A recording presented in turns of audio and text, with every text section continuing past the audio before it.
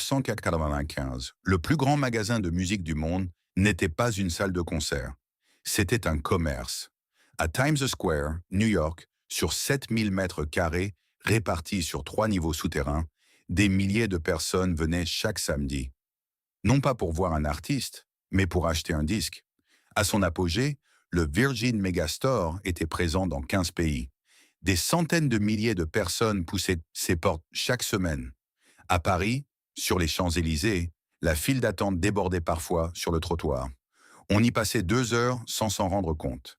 Puis, en moins d'une décennie, tout a disparu. New York 2009, Londres 2008, Paris 2013. Les portes se sont fermées les unes après les autres. Sans bruit, presque sans que personne ne le remarque vraiment. Comment une enseigne que des millions de gens aimaient sincèrement a-t-elle pu s'effondrer aussi vite? Ce n'est pas seulement l'histoire d'un magasin qui a fermé. C'est l'histoire de la dernière fois que la musique a occupé un espace physique dans nos vies et de ce qui s'est passé quand cet espace a disparu. Richard Charles et Nicholas Branson naît le 18 juillet 1950 à Blackheath, dans la banlieue sud de Londres. Dyslexique, mauvais élève, il quitte l'école de Stowe à 16 ans. Son directeur, ce jour-là, lui prédit avec une franchise glaçante qu'il finira soit en prison, soit millionnaire. Branson entend la deuxième option et commence à travailler. En 1968, à 18 ans, il lance Student, un magazine de jeunesse tiré à 50 000 exemplaires, avec des interviews de Mick Jagger et des prises de position contre la guerre au Vietnam. Le magazine ne fait pas fortune, mais il lui apprend l'essentiel. Comment trouver des gens, comment leur parler, comment leur vendre quelque chose qu'ils n'avaient pas encore pensé à vouloir.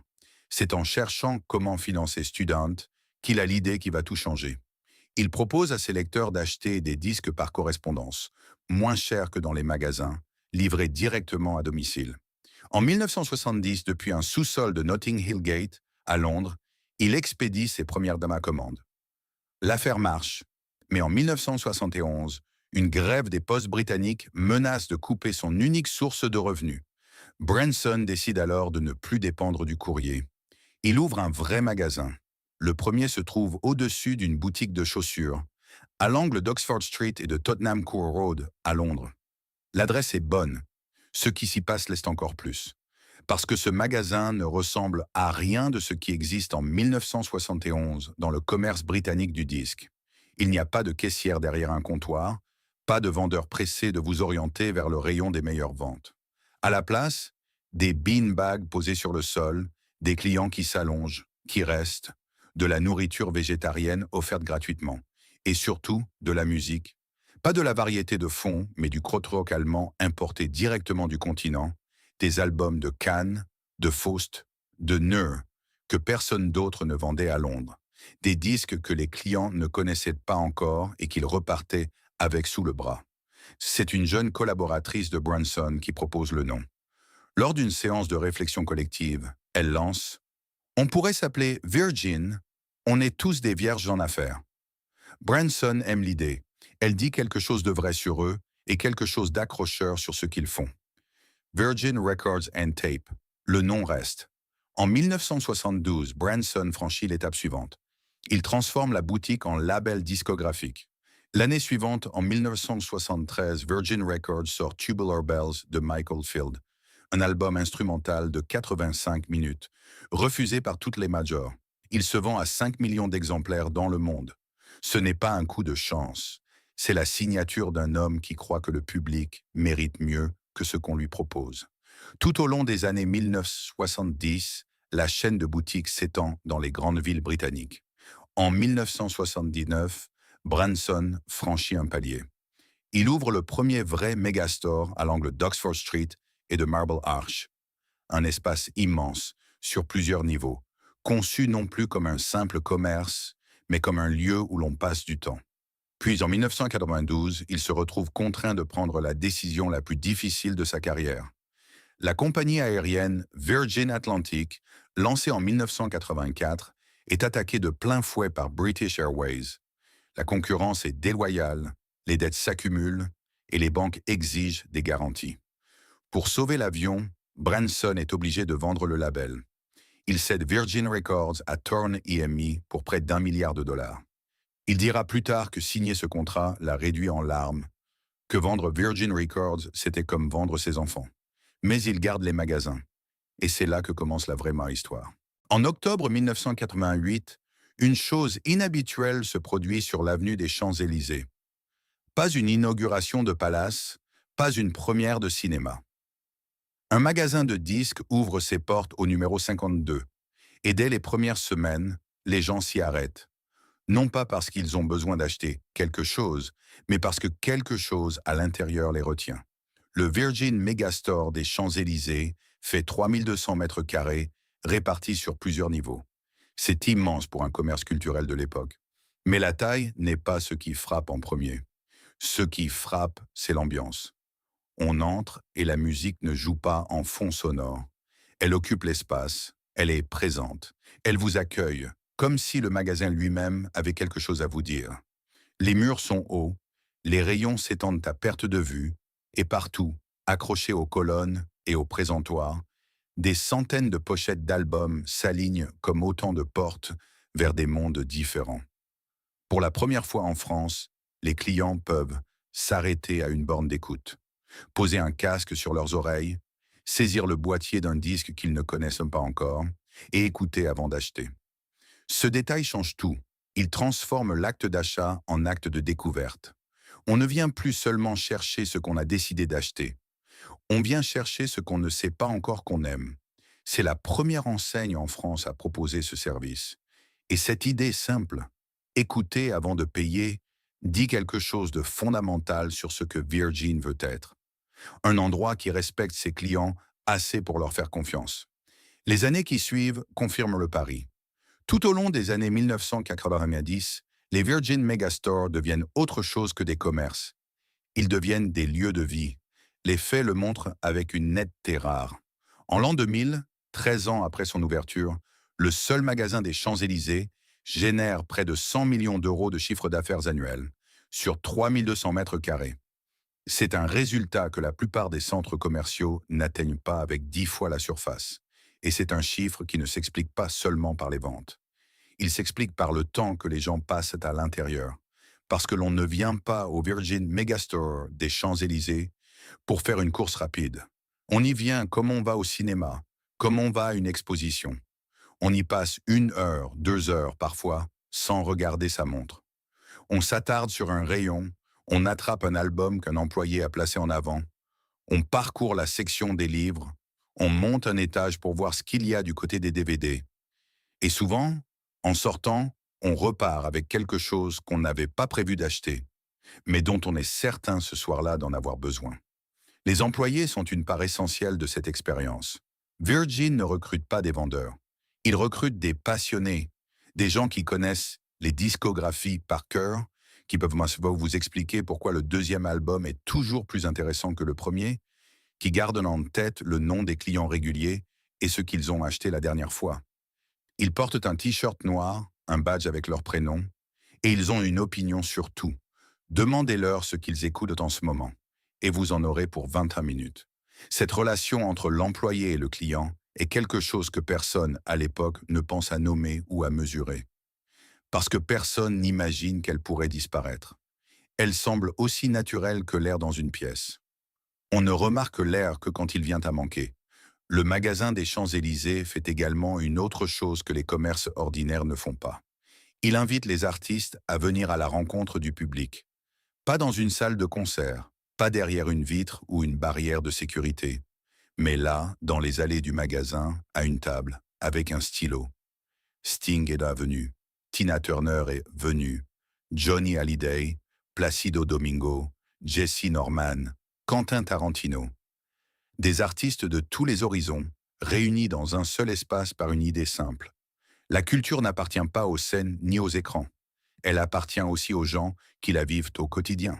Ces soirées de dédicaces deviennent des événements à part entière. Des queues se forment sur le trottoir des Champs-Élysées, parfois dès l'après-midi pour une rencontre prévue en soirée. Les gens viennent non pas pour acheter un disque, ils l'ont déjà, mais pour être là, dans la même pièce qu'un artiste qu'ils admirent depuis des années, pour échanger quelques mots, pour repartir avec une signature et le souvenir d'un moment qui ne ressemble à aucun autre. Le Virgin Megastore est ouvert jusqu'à minuit, 7 jours sur 7. Cette décision, à l'époque, est presque révolutionnaire dans le commerce culturel français. Elle dit quelque chose d'important. La culture n'a pas d'horaire. L'envie d'écouter de la musique, de découvrir un film, de parcourir des pages n'attend pas la fermeture des boutiques.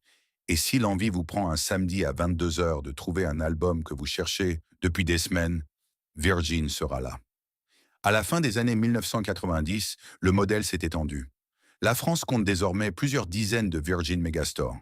Des villes comme Lyon, Bordeaux, Marseille ont leur propre enseigne. Le magasin du Carrousel du Louvre, celui de la Défense deviennent à leur tour des points de repère. Et dans d'autres pays, Grèce, Japon, États-Unis, Australie, Moyen-Orient, des centaines de milliers de personnes vivent la même expérience, dans leur propre langue, avec leur propre musique. Qu'est-ce qui fait qu'un endroit devient indispensable dans la vie d'une génération? Pas nécessairement ce qu'il vend, mais ce qu'il permet.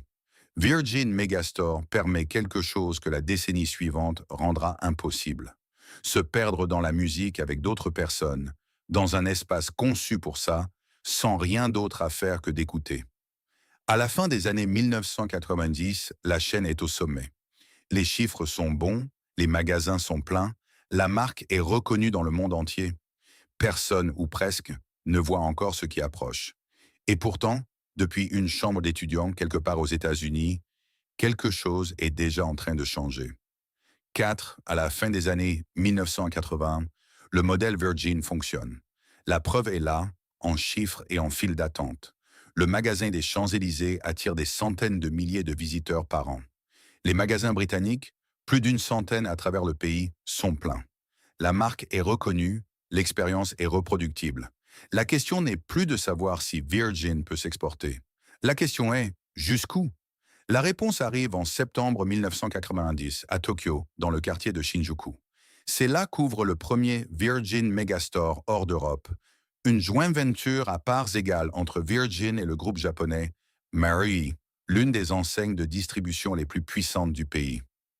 Le magasin est sur plusieurs étages, dans l'un des quartiers commerçants les plus fréquentés au monde. Les Japonais, grands consommateurs de musique et de culture pop, accueillent l'enseigne avec enthousiasme. Des plans ambitieux sont annoncés. 15 mégastores et 35 points de vente plus petits en 4 ans. La marque rouge sur fond blanc s'installe dans la ville comme si elle avait toujours été là. 2 ans plus tard, en décembre 1992, c'est l'Amérique qui s'ouvre. Le premier magasin américain naît au 8000 Sunset Boulevard, à Hollywood. Richard Branson lui-même préside l'inauguration, aux côtés de la chanteuse Belinda Carlisle. Le bâtiment fait 2800 mètres carrés.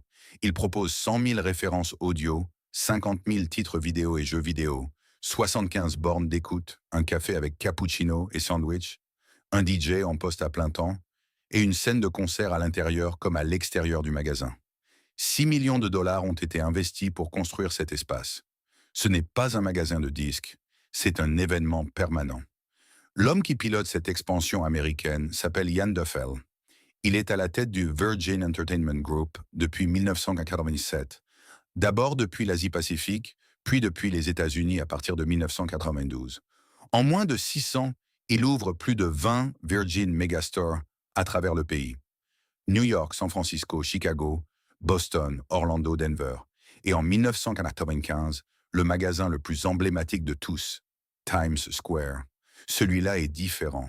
7000 mètres carrés sur 3 niveaux, en grande partie souterrain. Une prouesse architecturale dans une ville qui n'a pas l'habitude d'aller chercher ses commerces sous terre.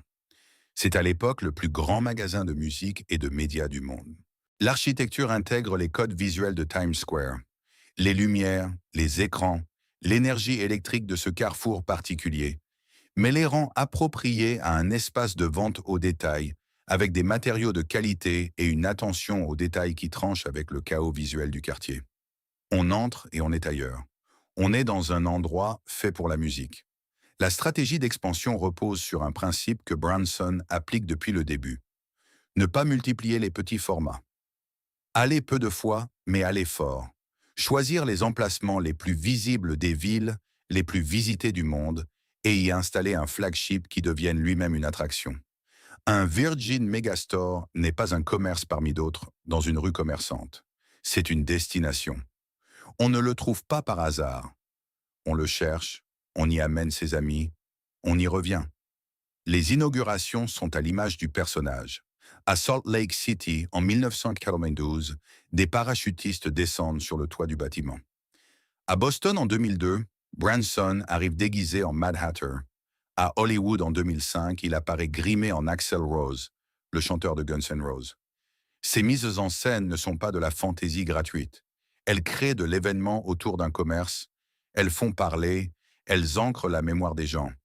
Des années plus tard, les habitants de ces villes se souviendront de l'ouverture de leur Virgin Megastore comme d'un moment culturel à part entière. Au tournant des années 2000, le bilan est impressionnant. Plus de 100 magasins au Royaume-Uni, 23 aux États-Unis, pour un chiffre d'affaires annuel de 310 millions de dollars. Des dizaines d'autres répartis entre la France, la Grèce, l'Espagne, l'Italie, l'Irlande, l'Australie, le Japon. La marque est présente sur 5 continents. Virgin Megastore est devenu ce que peu d'enseignes culturelles atteignent jamais. Un nom que les gens utilisent comme nom commun. Dans les années 1990, en France, un grand magasin de musique devient naturellement un Virgin. Le mot entre dans le langage courant, comme si la marque avait toujours existé. Mais cette expansion a un coût que les bilans ne montrent pas toujours clairement. Chaque flagship exige des emplacements de premier choix, dans des rues où le mètre carré se négocie au prix fort. Les baux sont longs, les loyers élevés, les investissements initiaux considérables. Tant que les ventes de CD progressent, la machine tourne. Tant que les gens continuent d'acheter de la musique physique, les colonnes de chiffres s'équilibrent. Ce n'est pas une fragilité visible. Personne dans les allées du Virgin Megastore de Times Square en 1997 ne se demande ce qui arriverait si les ventes de disques venaient à s'effondrer. La question ne se pose pas encore, mais elle va bientôt se poser. Et très vite, elle va tout changer. Rudolf Karstadt hatte bewiesen, dass sein Prinzip funktionierte. Jetzt wollte er beweisen, dass es skalierbar war. Das war keine Selbstverständlichkeit. In den ersten Jahrzehnten des 20. Jahrhunderts war eine überregionale Einzelhandelskette in Deutschland noch kein bekanntes Modell. Die meisten Händler dachten in Städten, in Straßen, in einzelnen Läden. Karstadt dachte in Netzwerken. Zwischen 1900 und 1920 eröffnete er Filialen in Hamburg, Altona, Kiel, Lübeck und weiteren norddeutschen Städten. Jede Filiale folgte demselben Prinzip. Feste Preise, breites Sortiment, einladende Räume. Kein Laden sah exakt gleich aus. Die Architektur passte sich der Stadt an. Aber das Gefühl beim Betreten war überall dasselbe. Man kannte Karstadt, bevor man die Tür aufmachte. 1920 war ein entscheidendes Jahr. In Hamburg entstand an der Mönckebergstraße ein Gebäude, das den Maßstab veränderte. Das Karstadt Kaufhaus im Stil des Expressionismus, 7 Stockwerke, Fahrstühle, eine Fassade aus rotem Klinker, die noch heute steht. Es war kein Laden mehr, es war eine Erklärung. Karstadt sagte damit, wir sind hier, wir bleiben. Doch dann kam die Weimarer Republik und mit ihr die härteste wirtschaftliche Prüfung, die Deutschland bis dahin erlebt hatte. Die Hyperinflation von 1921 vernichtete Ersparnisse über Nacht. Wer morgens noch etwas besaß, hatte es abends verloren. In dieser Zeit hätte Karstadt zusammenbrechen können. Stattdessen geschah das Gegenteil. Das Konzept der festen Preise, das in normalen Zeiten Vertrauen schuf, wurde in der Krise zum Anker. Menschen, die nicht wussten, was ein Brot am nächsten Tag kosten würde, kamen zu Karstadt, weil dort wenigstens für den Moment Klarheit herrschte. Das Unternehmen überlebte die Inflation, überlebte die Weltwirtschaftskrise und wuchs weiter. 1921 starb Rudolf Karstadt. Er hinterließ ein Unternehmen mit über 70 Filialen, mehreren tausend Mitarbeitern und einem Namen, der in Norddeutschland bereits zum Alltag gehörte. Was er nicht mehr erlebte, die größte Expansion der Unternehmensgeschichte und die dunkelsten Jahre, die noch kommen sollten. Der Zweite Weltkrieg zerstörte einen erheblichen Teil dessen, was aufgebaut worden war. Filialen in Hamburg, Köln, Berlin, Dresden. durch Bombenangriffe zerstört oder schwer beschädigt. In manchen Städten blieben nur die Außenmauern stehen. Doch kaum, dass der Krieg vorbei war, begann der Wiederaufbau und Karstadt baute mit. Das war kein Zufall. Es war Entscheidung. In den 50er Jahren, als Westdeutschland langsam aus den Trümmern herauswuchs, war Karstadt eine der ersten großen Einzelhandelsketten, die systematisch in neue Filialen investierte. Wo Bomben Lücken gerissen hatten, entstanden neue Gebäude. Größer als zuvor, moderner, mit Rolltreppen, Neonlicht, breiten Gängen. Alles Symbole einer Zukunft, die man sich nach Jahren des Mangels endlich vorstellen wollte. Das Unternehmen traf dabei eine strategische Grundentscheidung, die seinen Charakter für Jahrzehnte prägen sollte. Karstadt franchisierte nicht. Jede Filiale war ein direktes Tochterunternehmen des Konzerns. Kein externer Franchise-Nehmer, der nach eigenen Regeln wirtschaftete. Kein lokaler Betreiber, der Kompromisse beim Sortiment machte. Alles war Karstadt. Vom Einkauf über die Preisgestaltung bis zur Einrichtung. Das hatte Vorteile. Die Qualität blieb konsistent. Das Erscheinungsbild blieb einheitlich. Ein Karstadt in München fühlte sich an wie ein Karstadt in Hannover. Das Vertrauen, das Rudolf Karstadt aufgebaut hatte, ließ sich übertragen. Von Stadt zu Stadt, von Generation zu Generation. Aber es hatte auch einen Preis. Jede Filiale, jeder Mitarbeiter, jedes Gebäude war Verantwortung des Konzerns. Die Fixkosten stiegen mit jeder neuen Eröffnung. Solange das Wachstum anhielt, fiel das nicht ins Gewicht. Aber der Tag würde kommen, an dem Wachstum allein nicht mehr reichte. Die 60er Jahre brachten die schnellste Expansion in der Geschichte des Unternehmens. In fast jeder größeren deutschen Stadt entstand eine Karstadt-Filiale. Oft das größte Gebäude in der Innenstadt. Oft der wichtigste Arbeitgeber der Straße. Die Mitarbeiterzahl stieg in die Zehntausende. Das Sortiment wuchs. Textilien, Elektrogeräte, Sportartikel, Bücher, Schreibwaren, Lebensmittel. Karstadt wurde zum Universalversorger der deutschen Mittelschicht. Und dann kam 1990. Die Wiedervereinigung öffnete über Nacht einen neuen Markt. Die 5 neuen Bundesländer, 16 Millionen Menschen, die seit Jahrzehnten in einem System gelebt hatten, in dem Waren Mangelware waren. Karstadt expandierte in den Osten. Schnell, entschlossen, mit dem Selbstverständnis eines Unternehmens, das wusste, wie man baut. Es war eine historische Chance. Und es war eine enorme Last. Die Filialen in Ostdeutschland mussten von Grund auf aufgebaut werden. Neue Gebäude, neue Infrastruktur, neue Mitarbeiter, die in einem völlig anderen Wirtschaftssystem sozialisiert worden waren. Die Investitionen waren beträchtlich. Die Erträge kamen langsamer als erhofft. Und während Karstadt seinen Fußabdruck nach Osten ausdehnte, begann im Westen etwas, das zunächst niemand ernst nahm. Der Einzelhandel veränderte seine Form. Spezialisierte Händler wuchsen, Discounter wurden stärker. Das Einkaufszentrum auf der grünen Wiese zog Kunden aus den Innenstädten heraus. Karstadt stand mit seinen 180 Filialen, seinen 100.000 Mitarbeitern, seinen gewaltigen Mietverträgen in den teuersten Innenstadtlagen Deutschlands. Plötzlich in einer Welt, die nicht mehr so gebaut war wie das Unternehmen selbst. Die Maschine lief noch, aber sie begann anders zu klingen. Le 1er juin 1989, dans une chambre de la résidence universitaire de Northeastern University à Boston, un étudiant de 18 ans appuie sur une touche et lance un programme qu'il a mis plusieurs mois à coder. Il s'appelle Sean Fanning. Le programme s'appelle Napster. L'idée est simple. Au lieu de chercher des fichiers MP3 sur des serveurs centralisés, ce qui est lent, instable et facilement attaquable en justice, Napster connecte directement les ordinateurs des utilisateurs entre eux. Tu veux un album? Napster trouve quelqu'un qui l'a sur son disque dur et te le transfère en quelques minutes, gratuit, sans intermédiaire, sans boutique. En quelques semaines, des dizaines de milliers de personnes l'utilisent. En quelques mois, des millions. Au pic de sa popularité, en février 2001, Napster compte 80 millions d'utilisateurs enregistrés. Sur certains campus américains, le trafic Napster représente à lui seul la moitié de la bande passante Internet totale de l'établissement. Les étudiants ne téléchargent pas 1 ou 2 titres. Ils téléchargent des discographies entières, en une nuit, pendant qu'ils dorment. Ce qui rend Napster dévastateur, ce n'est pas seulement l'échelle. C'est qui l'utilise. Ce ne sont pas des marginaux. pas des pirates professionnels. Ce sont les clients les plus fidèles des Virgin Megastore. Les passionnés de musique, les collectionneurs, les jeunes qui connaissaient par cœur les rayons de leurs disquaires favoris. Ce sont eux qui, le samedi, passaient 2 heures aux bornes d'écoute des Champs-Élysées ou de Times Square. Et le dimanche, ils téléchargeaient les mêmes albums gratuitement depuis chez eux. Ils n'avaient pas l'impression de voler. Ils avaient l'impression de faire quelque chose que la technologie rendait enfin possible. Accéder à la musique librement, la partager avec des amis, découvrir des artistes que personne ne distribuait. Sean Fanning lui-même le résumera plus tard.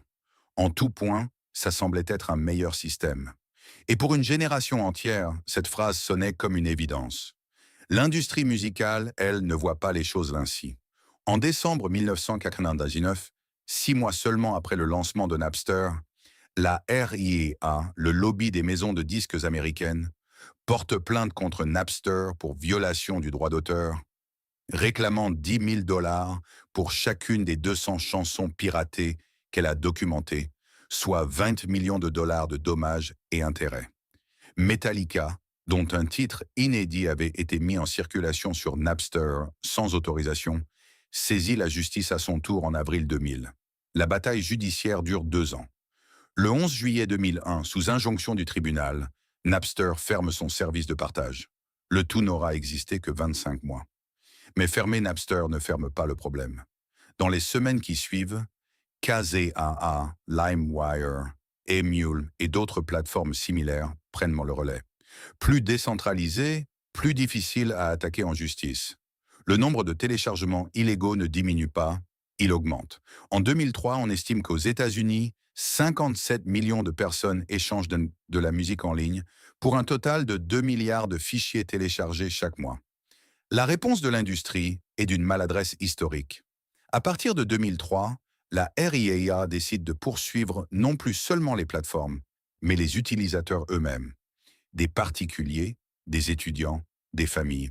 Environ 26 000 plaintes sont déposées entre 2003 et la fin de la décennie. Dans certains cas, les demandes de dommages et intérêts frôlent l'absurde.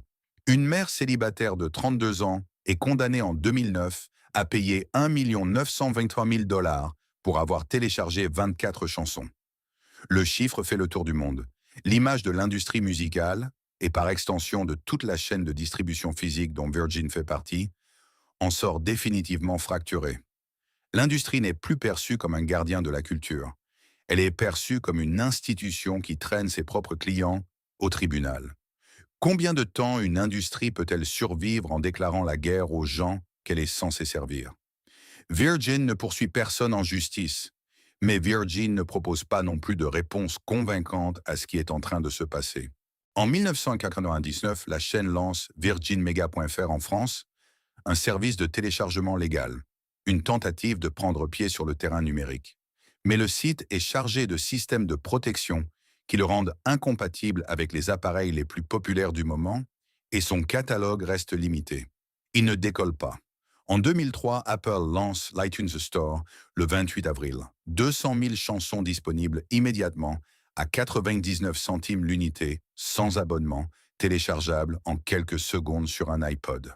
La première semaine, 1 million de titres sont achetés. L'iTunes Store devient le premier distributeur musical en ligne aux États-Unis. En une semaine. Le contraste est brutal. D'un côté, une enseigne qui vend des boîtiers plastiques sur des étagères dans des locaux dont le loyer se compte en millions d'euros par an. De l'autre, un logiciel téléchargeable gratuitement qui met 200 000 chansons dans votre poche en quelques clics. Les clients de Virgin ne cessent pas d'aimer la musique. Ils ne cessent pas de vouloir en découvrir, d'en consommer, d'en partager. Ils cessent simplement d'avoir besoin d'un endroit physique pour le faire. Et c'est précisément cet endroit physique qui constitue l'intégralité du modèle économique de Virgin Megastore.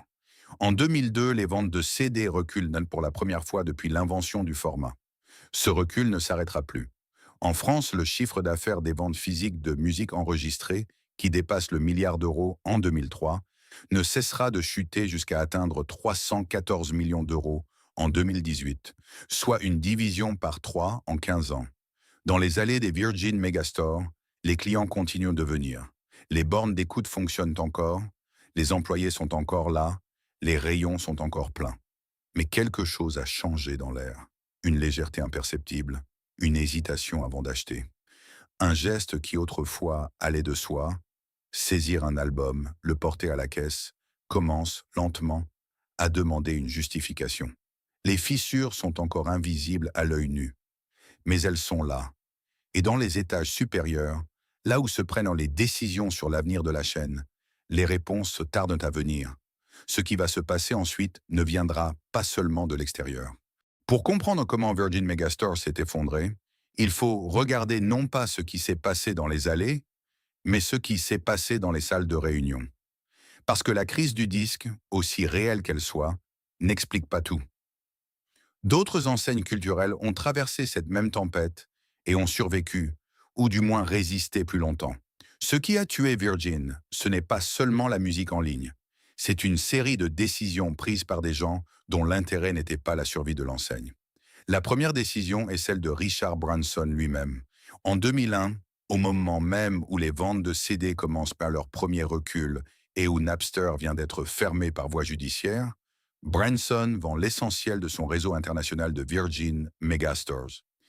Il cède les 16 magasins français au groupe Lagardère pour un montant proche de 150 millions d'euros. Il vend séparément les réseaux australiens, grecs, japonais, américains. Il ne garde temporairement que le Royaume-Uni et l'Irlande, qu'il revendra en 2007 à l'équipe de direction sous forme de management buyout. Branson ne fait pas cela par désintérêt pour la musique. Il le fait parce qu'il voit ce qui arrive. Il est l'homme qui a compris avant tout le monde que les beanbags et la nourriture végétarienne pouvaient transformer un commerce en expérience. Et en 2001, il comprend que l'expérience que Virgin Megastore offre, tenir un disque entre ses mains, écouter avant d'acheter, parler à un employé passionné, est en train de devenir une valeur sentimentale plutôt qu'une valeur commerciale. Il vend au sommet ou presque.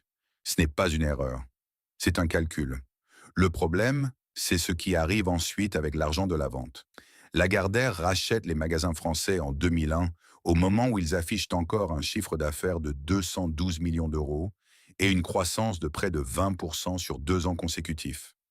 Pendant 6 ans, le groupe gère l'enseigne sans transformation profonde. On ouvre quelques nouveaux magasins.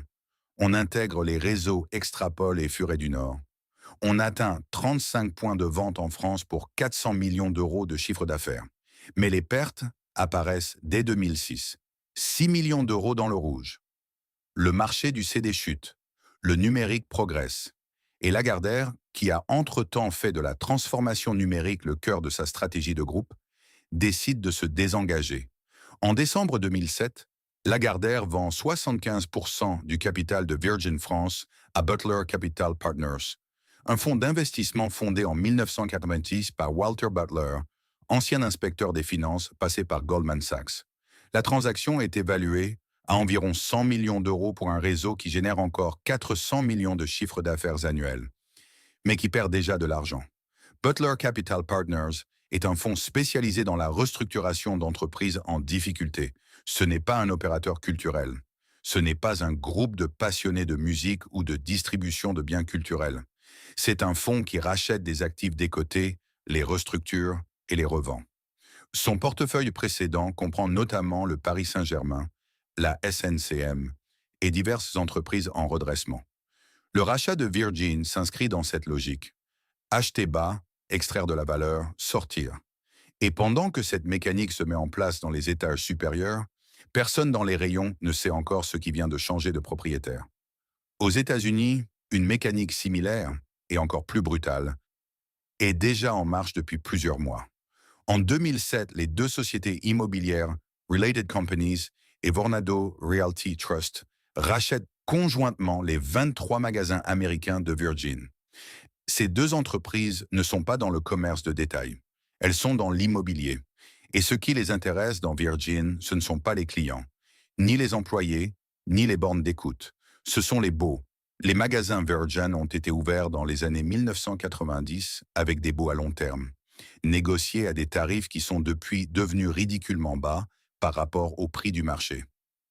Le flagship de Times Square, par exemple, paye 54 $ le mètre carré. Le taux de marché pour cette adresse en 2007, $500 le mètre carré. Related et Vornado calculent qu'elles gagneront plus d'argent en fermant les magasins et en relouant les surfaces au prix fort qu'en continuant à exploiter une enseigne musicale en déclin. Elles n'achètent pas Virgin pour le faire vivre. Elles l'achètent pour le démanteler. 11 magasins ferment dès 2007, l'année même du rachat. Le 2 mars 2009, un communiqué officiel annonce que les 6 derniers Virgin Megastore américains fermeront leurs portes d'ici juin. 1000 employés et 60 membres du siège perdant leur travail. Simon Wright, directeur général du Virgin Entertainment Group depuis 1999, tient à préciser « J'essaie de résister un peu à l'idée que c'est simplement une victime de plus de l'industrie musicale. » Il a raison sur les faits. Les 6 magasins restants sont rentables. Ils ne ferment pas parce qu'ils perdent de l'argent. Ils ferment parce que les propriétaires de leurs murs préfèrent installer d'autres enseignes. Et qui, précisément, était censé défendre les gens qui avaient construit tout cela? En France, la trajectoire est plus lente, mais tout aussi implacable. Butler Capital Partners lance un plan de réforme du management dès son arrivée, mais sans injecter de capitaux suffisants pour moderniser l'offre ou accélérer la transition numérique. Le site virginmega.fr, qui aurait pu devenir une alternative crédible à iTunes, reste sous-financé. Le catalogue digital est limité. Les systèmes de protection rendent les fichiers achetés incompatibles avec les appareils Apple, qui représentent à ce moment-là la majorité du marché. L'enseigne continue de fermer des magasins depuis 2006, 10 en 6 ans. En 2011, il en reste 26, pour un chiffre d'affaires de 313 millions d'euros et une dette accumulée de 22 millions d'euros.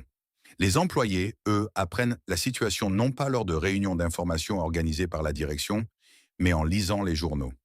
La presse économique annonce le dépôt de bilan avant que les salariés en soient officiellement informés.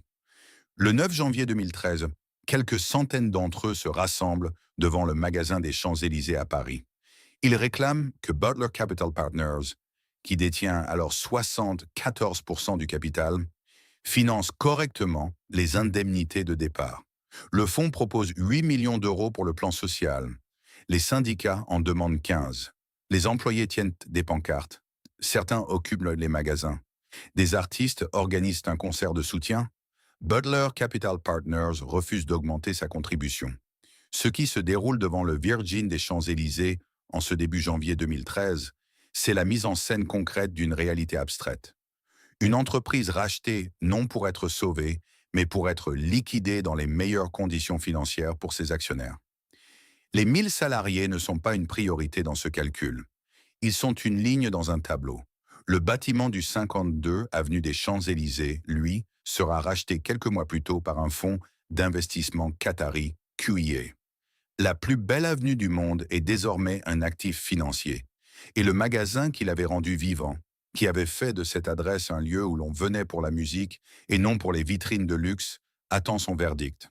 Dans les semaines qui suivent le dépôt de bilan, le tribunal de commerce de Paris place l'entreprise en redressement judiciaire. 4 mois d'observation. Des repreneurs potentiels sont attendus, mais personne ne se présente avec une offre viable. Personne ne croit qu'un réseau de magasins vendant des CD et des DVD dans la France de 2013 peut avoir un avenir. Le verdict ne se fait pas attendre longtemps. Le 2 mars 2009, un communiqué de presse de quelques lignes est diffusé par le Virgin Entertainment Group North America. Il annonce que les 6 derniers Virgin Megastores des États-Unis fermeront leurs portes d'ici le mois de juin. 1000 employés dans les magasins et 60 au siège social perdront leur travail. Il n'y a pas de conférence de presse, pas de déclaration d'un dirigeant devant les caméras. Juste un texte bref, distribué en milieu de semaine, traité comme une annonce ordinaire dans un secteur qui en a vu d'autres. Pour les employés qui apprennent la nouvelle ce jour-là, rien n'est ordinaire. New York, avril 2009. Le Virgin Megastore de Times Square a ouvert ses portes en 1995. Pendant 14 ans, il a été le magasin de musique avec le plus fort volume de vente aux États-Unis et probablement dans le monde.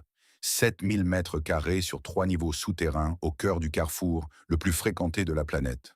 Rentable, plein, vivant. Il ferme non pas parce qu'il perd de l'argent, il ferme parce qu'il paie 54 $ le mètre carré dans une zone où le prix du marché a grimpé à 700 $.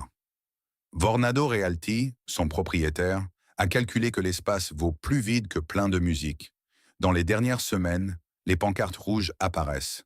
25% de réduction, 30%, 50%. Les clients reviennent, ceux qui n'étaient plus venus depuis des mois, ceux qui avaient basculé vers iTunes sans vraiment s'en rendre compte. Ils reviennent pour les soldes, pour emporter quelque chose avant que ce soit fini, pour faire leurs adieux à un endroit qu'ils n'avaient pas su qu'ils aimaient, jusqu'à ce qu'ils commencent à disparaître. Les étages du bas sont fermés et barricadés. Seul le niveau principal reste accessible. Ces étagères de plus en plus clairsemées. Des mannequins sans vêtements attendent dans les coins. Les présentoirs sont mis en vente, les clients peuvent les acheter aussi. Tout part. Un DJ tient son poste jusqu'aux dernières heures. Il joue de la musique dans un magasin qui se vide. Et juste avant la fermeture définitive, il prend le micro et dit simplement « This is it. The Virgin Megastore is closing ». Personne dans le magasin ne répond rien. Quelques personnes s'arrêtent. Quelques-unes prennent une photo.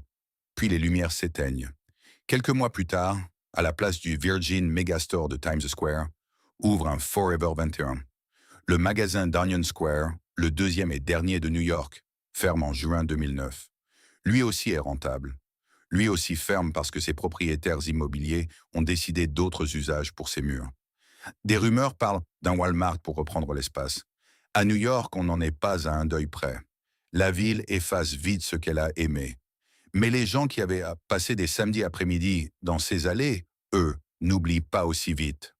Londres, décembre 2008.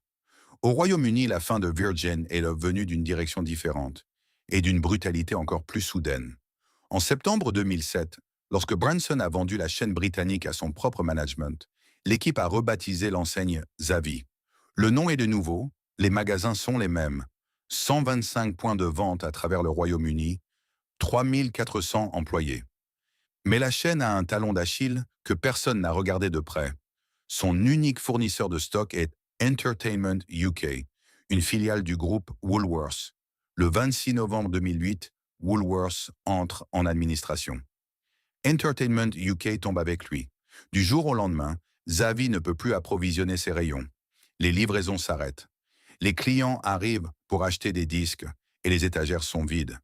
Zavvi ne peut plus honorer ses commandes en ligne. La dette accumulée envers EUK dépasse 106 millions de livres sterling. Ernst & Young est mandaté en urgence. Le 24 décembre 2008, la veille de Noël, au moment de l'une des semaines les plus importantes pour le commerce de détail, Zavvi entre en administration à son tour. Les 125 magasins ferment les uns après les autres entre janvier et février 2009. 3400 emplois sont supprimés. Une chaîne qui avait survécu sous le nom de Virgin pendant plus de 30 ans disparaît en moins de 2 mois. Non pas à cause d'une crise musicale, non pas à cause d'Amazon, mais parce que son fournisseur unique s'était effondré et qu'aucun filet de sécurité n'avait été prévu. Ce n'est pas un manque de chance, c'est un manque de préparation. Paris, janvier, juin 2013. La France avait regardé se fermer les magasins américains et britanniques, avec la distance de celui qui pense que ça n'arrivera pas ici. En France, la culture est différente. Le rapport aux produits culturels physiques est différent. La Fnac existe et résiste. Virgin tiendra. Virgin ne tient pas. Le 9 janvier 2013, la direction de Virgin Megastore France convoque 2 jours de réunion du comité d'entreprise à Paris. À l'issue de ces réunions, l'annonce tombe. L'enseigne va déposer le bilan. Elle ne peut plus honorer ses dettes, estimées à 22 millions d'euros. Le tribunal de commerce de Paris est saisi. Plusieurs centaines de salariés se rassemblent le même jour devant le magasin des Champs-Élysées. Ils arrivent avec des pancartes. Ils scandent des slogans. Ils réclament que Butler Capital Partners, qui détient 74% du capital, finance correctement les indemnités de départ. 15 millions d'euros, pas 8. Un représentant de Butler annonce publiquement que le fonds refusera d'augmenter sa contribution. Les syndicats appellent à l'action. Le parti de gauche envoie des représentants. Le sujet fait la une des journaux économiques. Le 14 janvier, le tribunal de commerce place l'entreprise en redressement judiciaire. 4 mois d'observation. Des repreneurs peuvent se manifester. L'enseigne de loisirs créatifs. Cultura propose de reprendre 2 magasins et 52 postes. Rougier et Play déposent une offre pour 11 magasins et 285 postes. Vivart, spécialiste du prêt-à-porter, veut 10 magasins et 173 postes. Aucune offre ne couvre l'ensemble des 26 magasins et des 1000 emplois. Aucune offre ne sauve l'enseigne. Le 23 mai, le tribunal examine toutes les propositions. Le 17 juin 2013, il prononce la liquidation judiciaire. Ce lundi 17 juin à midi, les 26 magasins Virgin Megastore de France baissent leurs rideaux. Certains l'avaient déjà fait le mercredi 12 juin, 2 jours avant la date prévue, parce que des salariés occupaient dans les locaux depuis la nuit du mardi. Aux Champs-Élysées, à Barbès, à Strasbourg, à Rouen, dans 8 magasins simultanément, des employés passent la nuit dans les bâtiments, refusant de partir sans que les actionnaires s'engagent sur leur avenir. La fermeture est avancée de 2 jours, officiellement et en raison des occupations. Devant les grilles baissées du Virgin Megastore des Quatre Temps à la Défense, une pancarte officielle de l'enseigne est placardée avec un message d'adieu. À côté, scotchée par les employés eux-mêmes, d'autres affichettes accusent les actionnaires. Les clients s'arrêtent en passant. Certains prennent des photos, d'autres restent immobiles quelques secondes devant la grille fermée, comme devant quelque chose qu'on n'arrive pas encore à nommer. La ministre de la Culture, Aurélie Filippetti, est intervenue dans le dossier. La mairie de Paris s'est inquiétée publiquement de ce qui allait remplacer Virgin sur les Champs-Élysées. Une adjointe au maire, Lynn Cohen-Solal, l'avait dit sans détour. « Nous ne pensons pas que les lois du marché font un bon boulevard des Champs-Élysées. » Le bâtiment du numéro 52 avait déjà été racheté par un fonds d'investissement qatari, QIA, qui allait doubler le loyer. Ce n'est plus une question de culture, c'est une question de mètres carrés et de rendement. 1000 emplois sont supprimés le 17 juin 2013, 960 salariés et 40 autres dans les filiales. Le plan social est finalement doté de 8 millions d'euros, pas 15. Qu'est-ce que cela signifie quand un lieu où les gens venaient chercher quelque chose d'eux-mêmes disparaît et que ce qui lui succède est décidé non pas par les clients qu'il aimait, mais par des fonds d'investissement qui n'y ont jamais mis les pieds? Le 52 avenue des Champs-Élysées est toujours là. Le bâtiment est magnifique. Les passants continuent de déambuler devant ses vitrines. Mais la musique s'est arrêtée. Et l'espace qui, pendant 25 ans, avait été un lieu vivant, bruyant, animé, ouvert jusqu'à minuit, est devenu autre chose. Quelque chose de plus rentable, sans doute. Quelque chose de plus silencieux, certainement. Quand les grilles se sont baissées pour la dernière fois en juin 2013, Paris s'est demandé ce qui allait remplir le vide laissé au numéro 52 de l'avenue des Champs-Élysées. La réponse est venue en plusieurs temps. Pendant quelques années, le bâtiment est resté inoccupé. Un immeuble art déco de 24 500 mètres carrés, construit en 1932 pour accueillir la First National City Bank of New York, silencieux pour la première fois depuis un quart de siècle. Puis le fonds qatari QIA, qui avait racheté le bâtiment pour plus de 500 millions d'euros en 2012, a confié la restructuration à l'architecte Philippe Chiambaretta. Des travaux considérables ont transformé l'espace de fond en comble. 160 tonnes d'acier ont été ajoutées. Les planchers ont été épaissis, les capacités portantes augmentées. Une cour centrale a été remontée de 3 étages pour créer de nouveaux espaces commerciaux. Aujourd'hui, au 52 des Champs-Élysées, on trouve les Galeries Lafayette sur 4 niveaux. Des boutiques de Chanel et Dior au rez-de-chaussée, des bureaux dans les étages.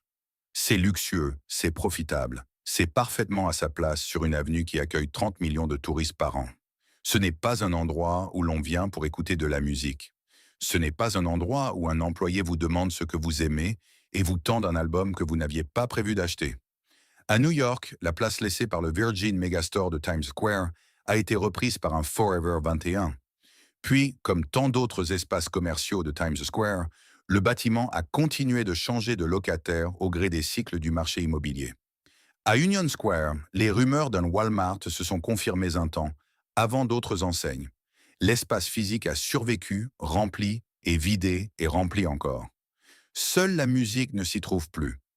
En France, dans plusieurs magasins, Virgin, ont été repris par d'autres enseignes culturelles, notamment quelques Fnac dans les gares et les centres commerciaux. Mais la plupart des sites sont devenus autre chose. Prêt-à-porter, restauration, bureaux ou simplement vide. Les villes de Metz, Nantes, Toulouse, Bordeaux ont vu leur Virgin disparaître sans remplacement direct dans le secteur culturel. Ce sont des espaces qui s'occupent différemment désormais, avec d'autres produits, d'autres clientèles, d'autres raisons d'entrée. La Fnac, l'ennemi historique de Virgin sur le marché français, a survécu, non pas sans douleur, mais en se transformant. Elle a investi dans le numérique dès 1999, diversifié son offre, fusionné avec Darty en 2016. Elle existe encore. Elle vend encore des CD, des vinyles, des livres, des consoles. Mais elle-même sait que ce n'est plus le même commerce qu'en 1995. La musique physique représente aujourd'hui moins de 20% de son chiffre d'affaires. La leçon de la disparition de Virgin est plus complexe qu'il n'y paraît. Ce n'est pas simplement l'histoire d'une enseigne emportée par la révolution numérique. D'autres ont traversé la même tempête et ont adapté leur modèle. Ce qui a coulé Virgin plus vite et plus complètement que d'autres, c'est la combinaison de trois facteurs simultanés. Un modèle de coût fixé à l'ère de l'abondance, des loyers immenses, des surfaces gigantesques, des centaines d'employés, sans la flexibilité nécessaire pour survivre à l'effondrement des volumes, des propriétaires successifs dont l'intérêt n'était pas la pérennité de l'enseigne, mais le retour sur investissement à court terme, et l'incapacité à transformer l'expérience physique irremplaçable qu'elle offrait en quelque chose qui aurait pu exister aussi dans le monde numérique. Le paradoxe est là, visible avec le recul. Ce que Virgin Megastore faisait mieux que n'importe qui, créer un espace de découverte, de conseil humain, de sérendipité culturelle, est précisément ce que les plateformes de streaming ne font toujours pas bien. Spotify propose 60 millions de titres, mais il ne propose pas l'employé de 28 ans qui vous arrête dans une allée et vous dit « Si vous aimez ça, vous ne connaissez pas encore ça ». Cet employé existait. Il était payé au SMIC souvent. Il n'a jamais été remplacé. Aujourd'hui, la marque Virgin Megastore existe encore. Non pas en Europe ni en Amérique du Nord, mais au Moyen-Orient et en Afrique du Nord. 49 magasins répartis dans 9 pays, opérés sous licence par le groupe Azadea depuis les Émirats arabes unis. Ces magasins ont fait quelque chose que les Virgin européens et américains n'ont pas réussi à faire. Ils ont pivoté. Ils vendent toujours de la musique, mais aussi des produits tech, des jeux vidéo, des jouets, des accessoires de mode, des cadeaux. Ils organisent des événements, accueillent des artistes locaux, s'ancrent dans leur communauté. Leur clientèle passe en moyenne 45 minutes dans leur rayon. L'expérience n'est pas morte. Elle a simplement survécu là où le marché digital n'avait pas encore rendu le support physique complètement obsolète. Qu'est-ce que cela nous dit sur ce que nous avons perdu et sur ce qui aurait pu être sauvé si quelqu'un avait regardé dans la bonne direction au bon moment? La réponse ne viendra pas des algorithmes. Elle n'est pas dans les données de streaming, ni dans les rapports de liquidation. Elle est dans la mémoire de ceux qui y étaient, qui se souviennent encore du son, de la lumière, du poids d'un disque dans les mains. Il y a une image qui revient, pour ceux qui se souviennent. C'est un samedi après-midi. Pas de date précise.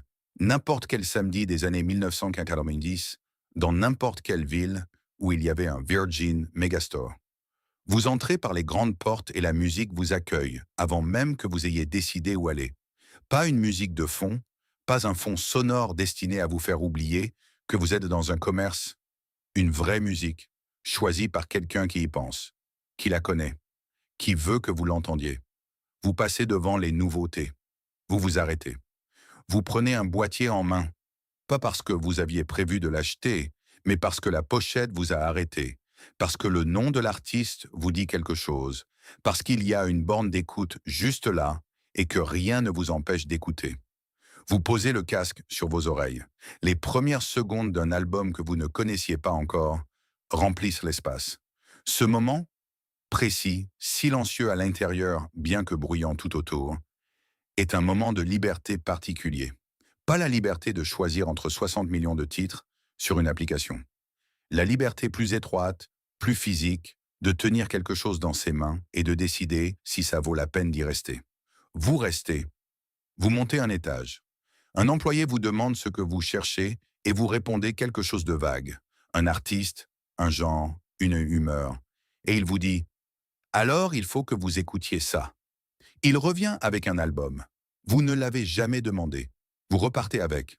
Dehors, le soir tombe sur les Champs-Élysées, sur Times Square, sur Sunset Boulevard, et vous avez quelque chose sous le bras que vous n'aviez pas en entrant. Virgin Megastore n'était pas seulement un magasin de disques. C'est une phrase que l'on entend souvent et qui risque de sonner comme une formule. Mais elle dit quelque chose de précis, de vérifiable, que les chiffres ne montrent pas. Un magasin de disques vend de la musique. Virgin Megastore faisait quelque chose de plus difficile à nommer. Il créait les conditions d'une rencontre. Une rencontre entre une personne et un artiste qu'elle n'avait pas encore découvert. Entre un client et un employé qui partageaient le même amour pour quelque chose d'aussi peu utile et aussi indispensable que la musique. Entre des inconnus réunis dans un même espace parce qu'ils avaient tous, sans se le dire, décidé que la culture méritait qu'on lui consacre un samedi après-midi. Ce type de lieu a une fonction sociale que l'on ne mesure qu'après sa disparition. Pendant qu'il existe, on le tient pour acquis.